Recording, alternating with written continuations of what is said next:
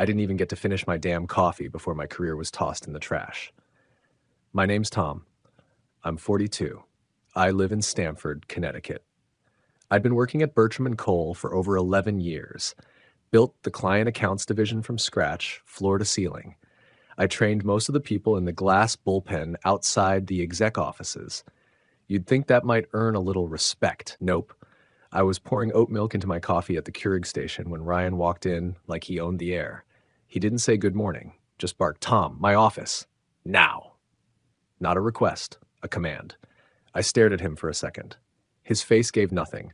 Sharp suit, spotless shoes, haircut like he just stepped out of a damn showroom. All glass, no warmth. He was the founder's son. That used to mean he showed up twice a year in college hoodies. But after Cole Sr. retired, Ryan took the wheel like he'd been waiting his whole life to prove something. I followed him down the hallway, passing the people I'd mentored, the ones who looked up when they heard my name, but dropped their eyes when they saw my face. They must have known something was up.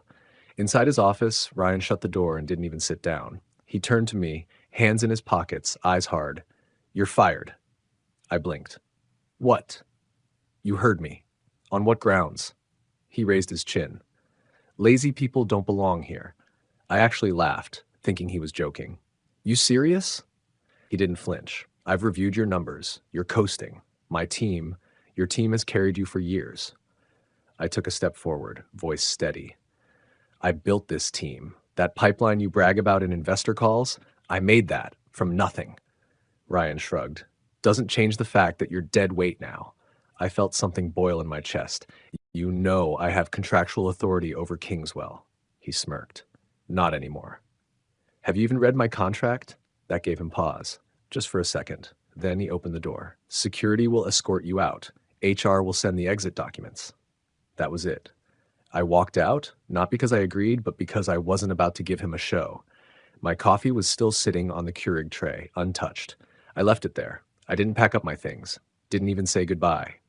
Just walked down the hallway I had once helped design when the office expanded in 2017. People parted like I was contagious. Outside, the air hit me hard. It was still morning, 11 years of loyalty, hundreds of nights away from my wife and kids, and one 10-second dismissal from a man who couldn't find the client dashboard without someone printing it for him. But Ryan had made one mistake. He hadn't read the fine print. Specifically, the clause on page 24 of my contract. Final approval authority on any legacy accounts exceeding $5 million remains solely with Director Turner unless terminated for cause with documented proof. He had no proof, no cause, just ego. And he had just fired the only person authorized to close the deal with our biggest client. I didn't slam any doors, I didn't raise my voice, but in my gut, I knew something he didn't. He'd just lit the match on his own damn chair. The next morning, I was staring into my second cup of coffee, this time at home, when my phone buzzed. Unknown number. I let it go to voicemail, then it buzzed again.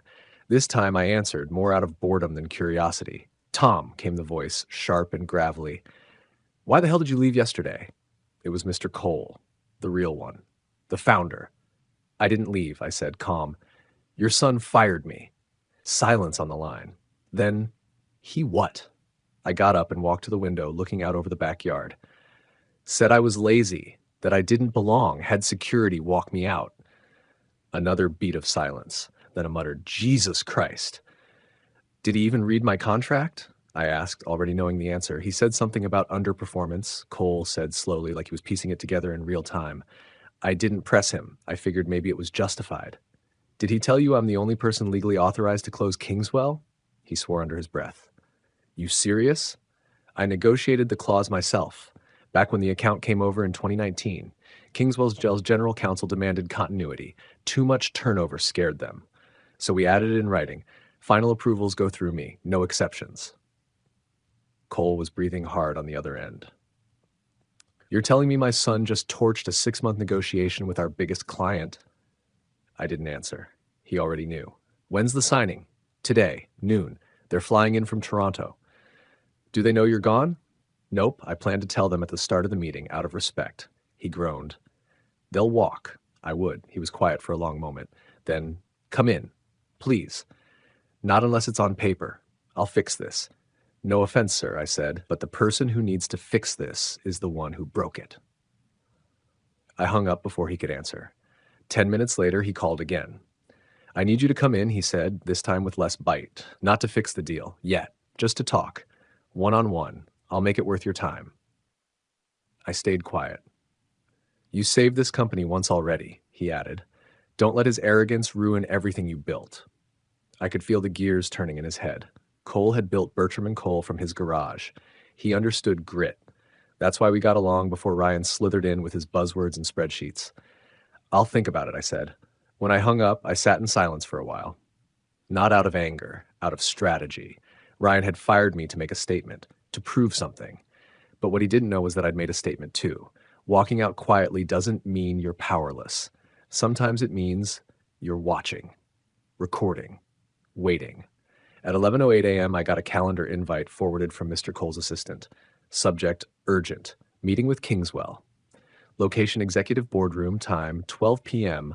I didn't reply. Just read it and close the app. Ryan had fired me thinking it was over. But I wasn't the one who'd lost the company's biggest client. He was. And the boardroom was about to find out. By noon, my phone was blowing up. Missed calls, voicemails, Slack pings, emails with subject lines like urgent, call me, and immediate action required. Reception, legal, accounting, even IT. And Ryan, of course, multiple times. I ignored every one. At 12:27, a voicemail popped up from Ryan. I didn't have to listen to the whole thing. The tone said it all, smoothed over panic wrapped in fake calm. Hey, Tom. So, I think there may have been a bit of a misunderstanding. Let's circle back when you're free. We're all good here, but we'd appreciate if you could stop by later. No rush. No apology. No ownership. Just a guy trying to shove toothpaste back into a tube. I poured another cup of coffee. A few minutes later, I got a call from Rachel, my old coordinator. She'd worked under me for 5 years, and I trusted her more than half the execs upstairs. I picked up. Hey, she whispered. You didn't hear this from me, okay? Always. Ryan's getting shredded. Mr. Cole called an emergency leadership meeting 10 minutes ago. Full exec table. He slammed your contract down in front of everyone. I raised my eyebrows. Seriously? He asked Ryan, and I quote, Did you read this before you fired the only person who can legally finalize Kingswell? I almost laughed. And Ryan tried to bluff, said legal would override the clause. Cole called BS, asked legal on the spot. The room went dead quiet. I could picture it. Ryan stammering in front of the board, trying to spin some half-baked excuse while Mr. Cole stared him down with that tired, disappointed look he used to reserve for failed quarterly reports. Rachel kept going, voice low like she was hiding in a supply closet. He was pacing like a lunatic afterward. People are talking, really talking. This morning he was untouchable. Now they're whispering about how fast a CEO can get removed. I leaned against the kitchen counter, the sunlight warm on my shoulders. Sounds like a good show. You should have seen their faces when Cole read your clause out loud.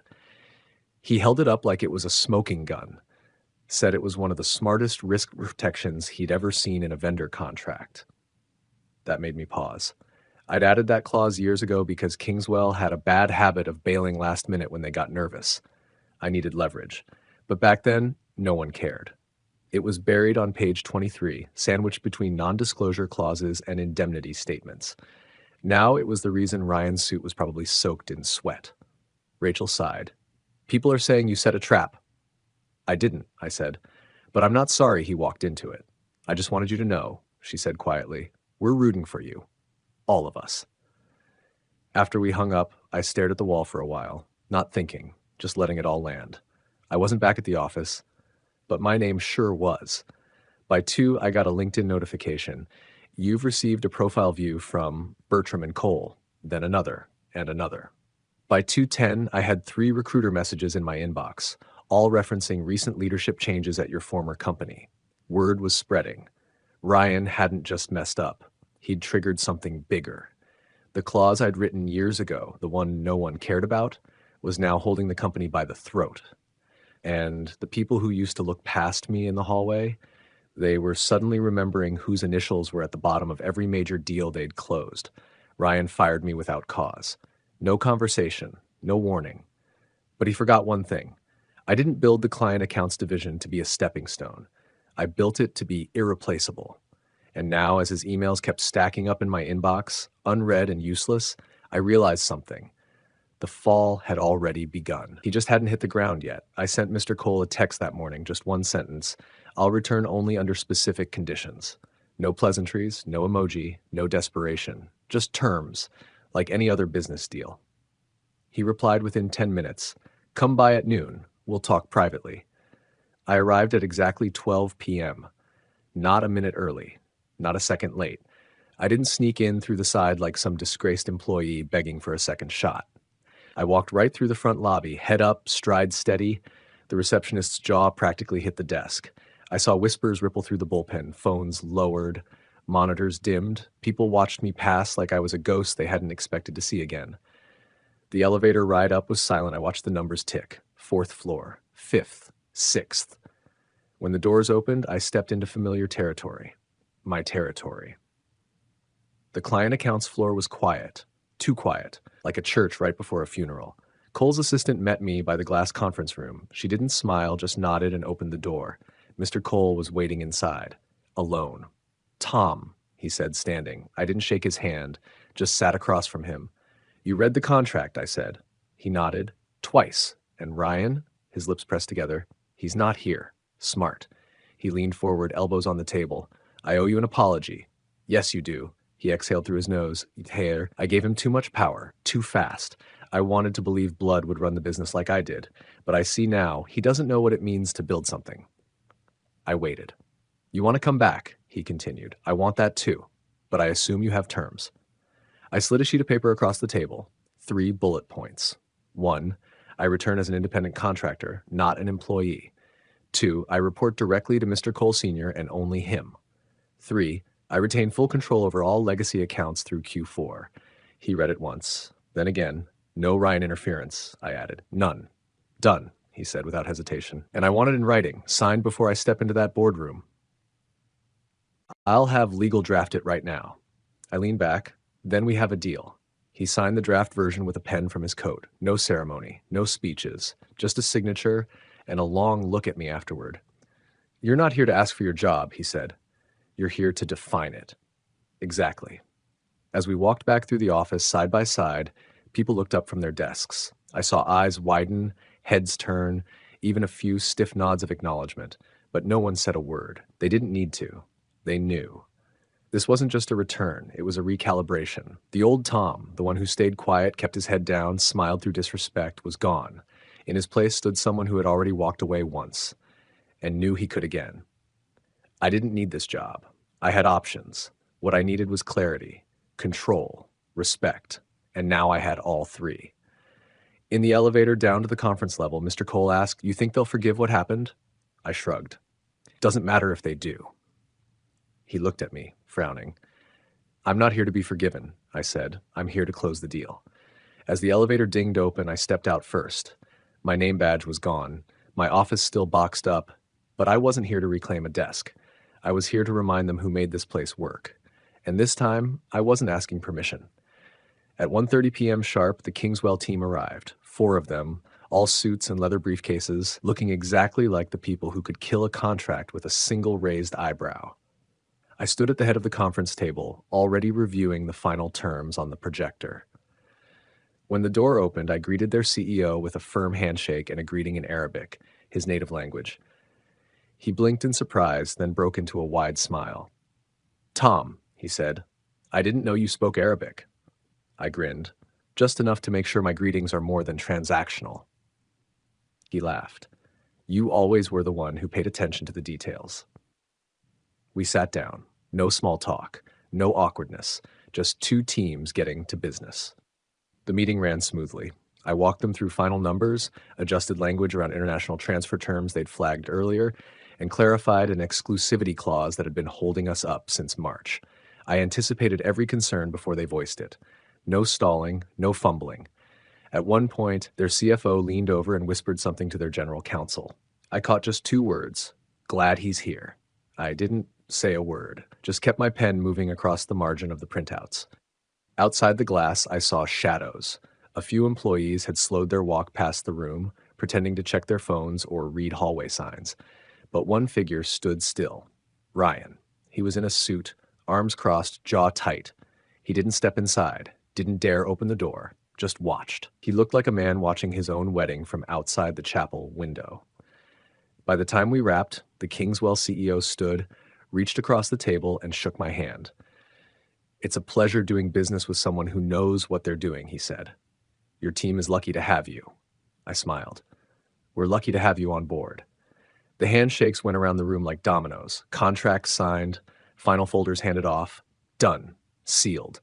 I walked them to the elevator myself. Ryan had vanished by then, but I caught the faint sound of his office door slamming 2 minutes later. Mr. Cole met me by the conference room as I returned. He looked tired, but relieved. "That was masterful," he said quietly. "They were already ready to sign," I said. "They just needed someone who didn't make them second-guess it." He nodded. "You saved us." I glanced down the hallway where the glass walls shimmered in the afternoon light. "No," I said. "You almost lost us." I just held the line. He put a hand on my shoulder. "Tom, we were wrong. I was wrong." "I know." There was a long pause between us, but heck, "I still don't know what I'm going to do about him," he muttered, meaning Ryan. I didn't answer. I didn't need to, because we both knew the answer was already forming in boardroom murmurs, audit trails, and contracts he'd never read. I gathered my documents and slung my coat over my arm. As I walked past the bullpen, I heard one of the junior analysts whisper to another, "That was the cleanest close I've ever seen." The boardroom still smelled faintly of cologne and ink. But under that was something else, something more satisfying. Justice. Ryan had tried to strip me of my title, my authority, my purpose. But in the end, he got boxed out of the very meeting he'd wanted credit for. And I didn't even have to say a word, because when the job's done right, it speaks for itself. At first, everything seemed fine. Calm, even. Too calm. The Kingswell deal was locked. My new contract was solid. I'd taken over my old department again, on my terms. Ryan had retreated into his corner office, barely making eye contact. No congratulations. No olive branch. Just silence.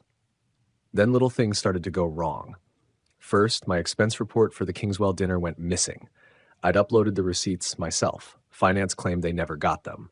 When I resent everything, I got a reply 3 days later. Passed the deadline. Denied. Next, documents I requested from operations didn't show up. Then they arrived, but with the wrong versions. Old drafts, incorrect figures, useless in front of clients. I started getting copied on random internal emails, threads I had nothing to do with, like someone wanted to drown my inbox in noise. At first, I brushed it off, annoying sure, but nothing serious. Just bureaucracy being bureaucratic. Until an email went out. It was a file attachment, sent from my company account to a Kingswell partner. The subject line was standard, revised contract terms. But the document? It had the wrong numbers, the wrong name, and worst of all, an outdated revenue clause we'd removed weeks ago. Within 30 minutes, I got a call from Kingswell's legal team asking what the hell I was doing. I had no answer, because I hadn't sent it. I checked my outbox. Nothing. But in the sent log on the server, the email was there, clear as day. Same timestamp, same headers, same digital signature, my login. I went straight to IT. "Pull the logs," I told them. "Everything tied to my account in the last 72 hours. It took them an hour. When they came back, the tech lead looked uneasy. "The email didn't come from your machine," he said. "It was accessed remotely, from inside the building." "Where?" "Executive floor. We traced the IP address to Ryan's wing." I stared at him. "You saying Ryan did this?" "Not directly," he said carefully. The login came from one of the shared machines in the outer exec bullpen, but the session was initiated using your saved credentials, which, unless you gave someone your password... I didn't. He nodded. Then someone faked the authentication token, spoofed your session. I took a deep breath. My pulse was steady, but I could feel my jaw tightening. This wasn't just some accident. It was sabotage. Quiet, slow, deadly. Someone wanted to make me look incompetent, unreliable, like I couldn't be trusted with client comms, but they'd underestimated me because I'd seen this before, just not in an office. In law, we called it death by 1,000 filings. Drown someone in red tape until they choke, make them look messy, disorganized, weaken their footing, then strike. I left IT and went straight to my office, locked the door, and started writing everything down, every missed file, every altered doc, every email that didn't arrive. I created a folder labeled retaliation log and set it to auto backup to an encrypted drive every night. Then I wrote up a summary report and scheduled a one-on-one with Mr. Cole for the next morning. I wasn't paranoid. I was being hunted. But this time, I wasn't the one walking in blind. I had timestamps, IP logs, metadata, a digital trail with footprints leading in one direction, and I had patience. Ryan thought he could play dirty. He forgot I'm a lawyer, and lawyers keep receipts. 3 days after the fake email incident, I caught Ryan in the conference room talking about me. I hadn't meant to overhear. I was walking past on my way to the printer when I heard my name. "He's unstable," Ryan was saying, low but firm. "You really want someone like that holding our biggest accounts? It's a risk." I paused. His voice carried just enough for the words to hit like darts. "I mean, come on," he continued. "He's already been fired once. Now he's back, acting like he owns the place. Sooner or later, he's going to crack. We need someone reliable. Someone replaceable." I stood there in the hallway for a second, just listening. He was planting seeds, trying to make it seem like I was the liability, like the problem wasn't the sabotage or the forged email. It was me. I didn't go in, didn't confront him. Instead, I walked away, straight to my office. That evening, I stayed late. Everyone else had gone home. The lights on the 6th floor flickered every so often, the HVAC clicking in the ceiling like it always did after hours. At 8:03 p.m., Mr. Cole stopped by. No assistant, no formal invite, just a knock on the doorframe and a tired look on his face. "I'm guessing you heard," I said. He nodded. I did. I handed him the folder labeled retaliation log. "Everything's in there," I said. "Fake email headers, missing report logs, even screenshots from IT. I've been documenting every move since the day I came back." He took it without opening it, just held it in both hands. Then he said something that made me sit back. "I've launched an internal audit." I blinked. "Already?" He nodded. 2 days ago, after the Kingswell email, quietly, no formal notice, just me and 2 senior auditors off the books. My heart thudded once. "You think it's him?" He sighed. I didn't want to believe it, but I needed to see how far he'd go. I stared at him. "Why didn't you stop him sooner?" His eyes dropped to the folder in his hands. "Because if I intervened too early, he'd just hide it, make excuses, blame someone else. I had to give him enough rope. To hang himself." He nodded, slowly. "Exactly." I stood up, crossed the room, and closed the door behind him. Then I turned and looked him in the eye. "Then you'd better decide what kind of legacy you want to leave," I said. "Because right now, this company's future is either tied to a saboteur or to someone who rebuilt it after getting tossed in the dirt." Cole didn't flinch, just stared back at me. "We're not there yet," he said, "but we're close. What happens when the audit's done?" "I bring it to the board and they'll vote." He turned to leave, then paused at the door.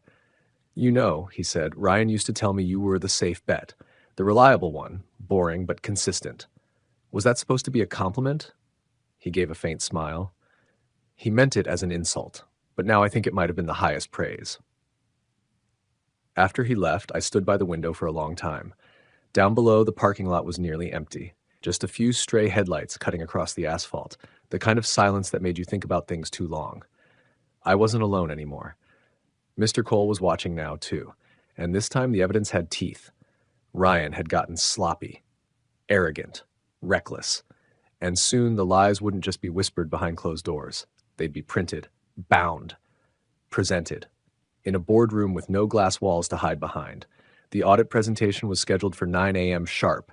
Closed-door session, just the executive team, Mr. Cole, legal, and the auditors. I arrived at 8:45, early but not eager, just prepared. The conference room had been rearranged, no coffee station, no muffins, no fake hospitality. Just a screen, a stack of folders, and tension so thick it might as well have been part of the decor. I took a seat near the far end, back straight, hands folded. At 8:59, the room fell quiet. Still no Ryan. Then 10 minutes in, he walked in. Slick gray suit, hair perfect, face smug. He strolled in like a man about to be praised for vision, not gutted for fraud. When he saw me, he stopped mid-step. "She's not on the audit team," he said, motioning toward me. Mr. Cole didn't even look up from his folder. "She's here at my request." Ryan opened his mouth again, then saw the other faces in the room. Blank. Cold. Evaluating. He sat down. The lead auditor, a no-nonsense woman named Valerie Chu, stood and flipped open her binder. We've completed our investigation into the irregularities flagged over the last 2 weeks. Today, we're presenting key findings in digital forensics tied to system access, document manipulation, and interdepartmental interference. She clicked her remote. Slide 1. Authentication logs. Tom Turner's account. We examined login data for Mr. Turner's user credentials. While the fake contract email to Kingswell appeared to come from his account, logs confirm the session originated from a different device, specifically a machine on the executive operations subnet. She paused. IP trace leads back to terminal E06. That machine belongs to Ryan's assistant. Murmurs rippled around the table. Ryan shifted in his seat. She has denied knowledge, Shu continued, but analysis shows someone used administrator access to input a saved session token tied to Mr. Turner's credentials. That token was likely harvested during a previous file share initiated, without consent from Ryan's admin permissions. Slide 2. Modified files timeline. Here's the timeline of changes to the Kingswell contract. Edits were made during hours. Mr. Ms. Turner was not logged into any system. The metadata shows user ID, exec, admin, 03, same credentials used in the IP trace. She looked directly at Ryan. That credential is tied to your assistant's profile. You authorized it. Ryan leaned forward, voice tight. This is a mistake. She must have acted on her own. Chu didn't blink. We also found 2 instances of automated message filters created in the client account's email group, both rerouting internal delivery reports. Those were created from your login, Ryan. I was delegating, he said quickly. My assistant handles a lot of back-end stuff. Mr. Cole raised a hand. Everyone fell quiet. He looked straight at Ryan. Are you saying your assistant forged internal legal documents, faked emails under someone else's identity, and rerouted delivery receipts, all without your knowledge? Ryan's face froze. I didn't mean for it to go that far. So you admit you were involved? Cole said, quiet and even. Ryan glanced around the room. No one was meeting his eyes anymore. Valerie Chu closed her folder. Our report concludes targeted internal sabotage. Digital fingerprints are consistent. Intent was clear. We'll be delivering our formal recommendation this afternoon. Mr. Cole stood up. This doesn't need to go that far. He turned to Ryan. You're suspended. Effective immediately. Silence. Then Ryan, red-faced and trembling, stood too fast, nearly knocking over his chair. This is political, he snapped. You're siding with him because he's older, safe. Cole didn't flinch. I'm siding with evidence. Security entered the room a few seconds later. Ryan looked at me one last time, eyes burning with something between hatred and disbelief. I didn't move. I didn't smile. I just watched. He left without another word. When the door shut behind him, no one spoke for a full minute. Then Valerie turned to me and said, You kept good notes. I nodded. I'm a lawyer. We tend to do that. That was the end of the meeting, but not the end of the reckoning. Ryan's fall wasn't dramatic. It was clinical, evidence-based, forensic. And in the end, that was worse, because no one shouted, no one argued. The room just watched the truth lay itself bare, document by document, login by login, lie by lie. And when it was all over, he didn't just lose his title. He lost the illusion that he was untouchable. 2 weeks passed. The office adjusted like it always does. Ryan's nameplate was quietly removed. His office stayed dark. People stopped mentioning him out loud, but you could still hear it in their voices, in the lowered tones and nervous glances whenever someone from the board walked by. Rumors floated around. He was on leave, restructuring, transitioning to a strategic advisory role, but everyone knew the truth. He'd been terminated. Quietly. No press release, no farewell email, no LinkedIn post, just a clean deletion.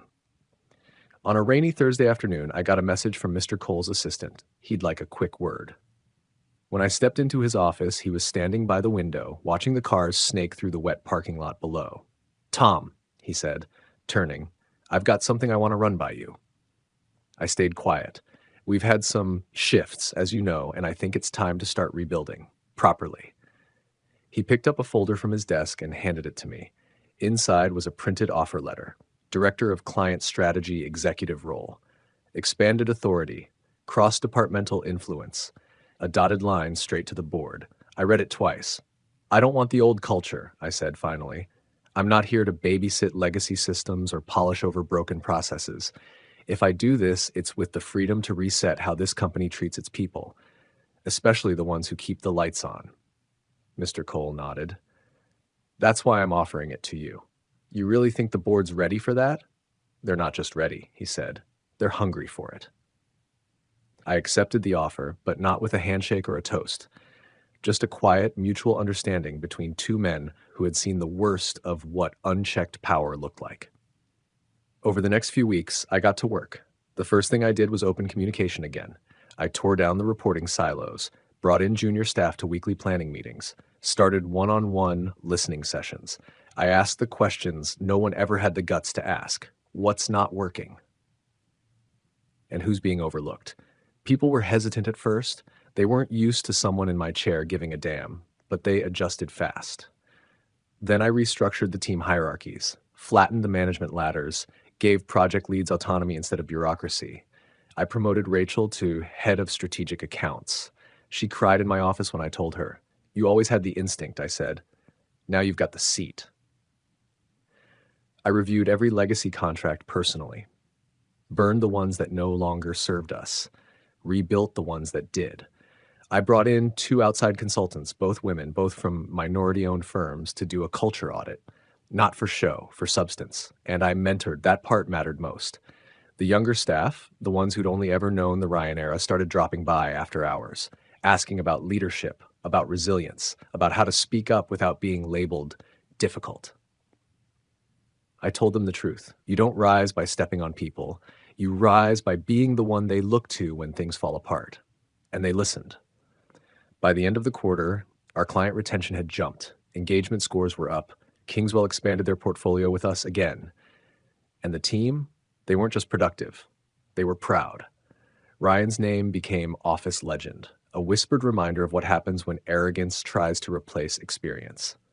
But mine became something else, a standard. I didn't get this promotion because I chased it. I got it because I stood my ground when everything around me crumbled, because I didn't fight to be seen. I fought to be worth remembering. And that made all the difference. I walked past the glass room where we sealed the Kingswell deal. The same table, same chairs, same view of the parking lot and in the skyline beyond. It looked exactly the same. But I wasn't. That moment when Ryan barked at me to follow him, when I was told I was lazy, when I walked out without finishing my coffee, I've replayed it more times than I can count. Not because it hurt, not anymore. Because it changed everything. Not the contract, not the title, not even the revenge, just me. I used to think keeping your head down meant strength, loyalty, that if you just worked hard enough, eventually people would see your value. But I learned something standing outside, that building the day I was fired. If you let people define your worth, they'll keep moving the line. Since taking the new role, I've been asked the same question at least a dozen times.